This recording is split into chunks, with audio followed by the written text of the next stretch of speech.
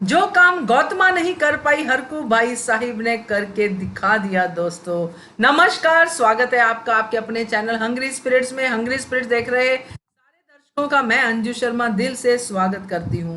गौतमा और मल्हार राव होलकर का रिश्ता बहुत ही प्यारा है और हमने देखा है कि किस तरह एक दूसरे का साथ देते हुए नजर आते थे।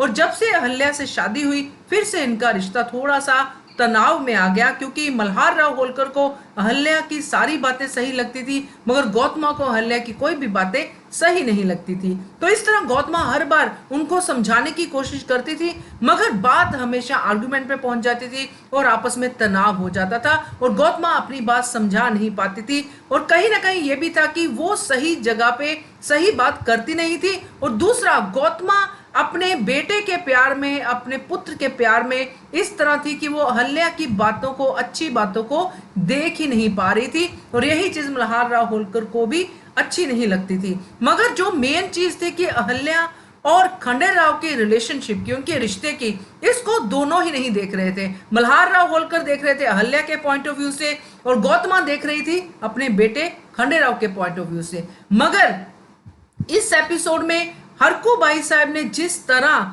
मल्हार राव होलकर को यह बात बता दी कि उनकी क्या गलती थी अपनी सुनवाई और अपने बेटे के रिश्ते में, तो मल्हार राव होलकर को भी मानना पड़ा कि हाँ, हमसे गलती हुई।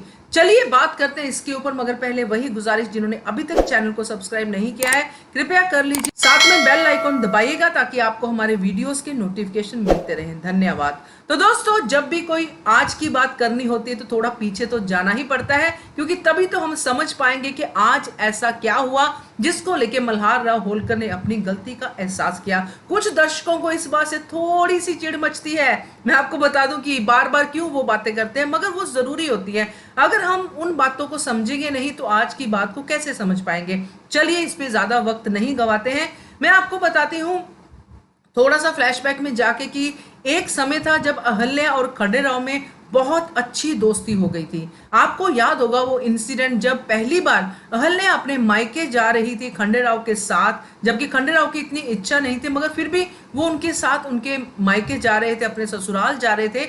और रास्ते में धनंजय सरकार की प्लानिंग के हिसाब से खंडेराव को मारने के लिए हमला हो गया था। उस हमले में किस तरह खंडेराव ने अहल्या का साथ दिया, किस तरह अहल्या ने खंडेराव का साथ दिया, आप लोगों ने जरूर नोटिस किया होगा उस टाइम पे भी। और आज मैं आपको याद दिला देती हूँ कि एक बार अहल्या को बिल्कुल तलवार की नोक पे कर दिया गया था और खंडेराव ने मार के उस सैनिक को, अहल्या को बचाया था। और अहल्या ने जंगल में खंडेराव की मदद की थी कि उसने रास्ता ढूंढने में, जैसे कि शिवलिंग पड़े थे तो शिवलिंग का उन्होंने डायरेक्शन का बताने के बाद कि इस तरफ है मेरा चौंडी गांव। तो ये दोनों ने एक दूसरे की मदद की, दोनों ने एक दूसरे की तारीफ की, उनकी बॉन्डिंग, उनका रिश्ता थोड़ा सुधरा। एक दूसरे की फिक्र दिख रही थी दोनों के मन में। अहल्या के तो रहती है मगर खंडेराव के मन में भी थी कि अहल्या को बचाना है। तो ये चीजें हुई, अहल्या का अपहरण भी हुआ, सब कुछ हुआ। तो इतना बड़ा इंसिडेंट इन दोनों ने झेला, दोनों बच्चों ने झेला और इनकी बहुत अच्छी मित्रता जो थी वो दिखाई दी। अब जब चौंडी गांव पहुंच गए वहां पे भी इन्होंने एक दूसरे की तारीफ की। खंडेराव ने अहल्या की, अहल्या ने खंडेराव की अपने माँ बाप के सामने। और हमें यह अंदाजा था कि यही तारीफ लेके ये लोग मालवा भी जाएंगे, वहां जाके भी राजा यानी कि मल्हार राव होलकर के सामने ये इस तारीफ को करेंगे। या जब मल्हार राव होलकर चौंडी गांव आएंगे इनको ले जाने के लिए, तब ये दोनों की तारीफें सुन के उनका मन खुश हो जाएगा कि दोनों में बॉन्डिंग अच्छी बनती हुई नजर आ रही है। मगर दोस्तों पासा उल्टा पड़ गया, क्योंकि उससे पहले ही खंडेराव और अहल्या में शिक्षा को लेकर तनाव हो गया। और ये तनाव इतना बड़ा कि अहल्या को उन्होंने कहा कि मुझे वादा दो कि तुम आगे से शिक्षा की बात नहीं करोगी, क्योंकि जैसे हमने एक दूसरे से शर्त लगाई थी कि तुम्हारे दादाजी अगर मना कर देंगे तो तुम आगे शिक्षा की बात छेड़ोगी ही नहीं। इस डर से अहल्या भाग जाती है और जंगल में जाके छुप जाती है और मल्हार राव को मिल जाती है। तो यहां से मल्हार राव का गुस्सा जो था 7वें आसमान पे पहुंच गया और उन्होंने जाके सबके सामने खंडेराव को डांट दिया। यहां एक बात आपको बताना बहुत ही जरूरी है कि इस इंसिडेंट में जब अहल्या घर से बाहर थी, अंधेरे में थी, रात को बाहर थी, तो वहां कहीं ना कहीं खंडेराव को चिंता थी अहल्या की। वो बोल रहे थे कि मन में कि क्या आ जाए वापस अहल्या, जल्दी वापस आ जा। फिर उनके मन में ये भी आया कि मैं बता देता हूं इनको कि ऐसे करके अहल्या मेरे साथ थी। मगर बच्चे हैं, बच्चे के अंदर डर होता है, उस डर की वजह से वो नहीं बोल पाए। जब बोलना चाहा तब तक बात बिगड़ गई और वहां पे मल्हार राव होलकर ने आके सबके सामने खंडेराव को डांटा, उनको बहुत ज्यादा सुनाया, फिर माफी मंगवाई। ये पूरी की पूरी बातें उनके दिल में पूरी तरह से बस गई। और इन्हीं बातों का जिक्र जो था किसने किया? हरकू भाई साहब ने किया मल्हार राव होलकर के सामने इस एपिसोड में।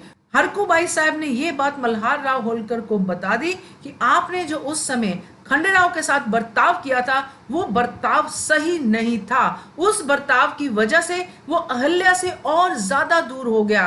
अब अगर हर वक्त आप ही अहल्या की समस्याओं का समाधान ढूंढेंगे तो खंडेराव को तो बुरा लगेगा ही लगेगा, उनके साथ उनकी आपस में दोस्ती नहीं हो पाएगी। जब ये बातें सुनते हैं मल्हार राव होलकर हरकू भाई साहब के मुंह से तो उनको सच में लगता है कि ये तो बिल्कुल सही बोल रही है, क्योंकि आखिरकार तो जीवन खंडेराव और अहल्या ने ही साथ में बिताना है। अगर मैं हर जगह पे पहुंच जाऊंगा समस्या का समाधान करने के लिए तो ये दोनों कभी भी मित्र नहीं बन सकते हैं। तो इस तरह से हरकू भाई साहब ने दोस्तों उस टाइम पे जो गलती हुई थी मल्हार राव होलकर से, जिसको लेके गौतमा भी नाराज हो गई थी मगर अपनी बात नहीं समझा पाई थी मल्हार राव होलकर को, वो बात आज इस एपिसोड में हरकू भाई साहब ने समझा दी। उनके एक्सप्रेशन से ये लग रहा था कि सच में हरकू भाई साहब ने मेरे जो बात है उसको सही से मुझे समझा दिया है और अब मुझे इसके ऊपर काम भी करना पड़ेगा। मुझे इस बात को समझना पड़ेगा कि हर बार मैं नहीं जाऊंगा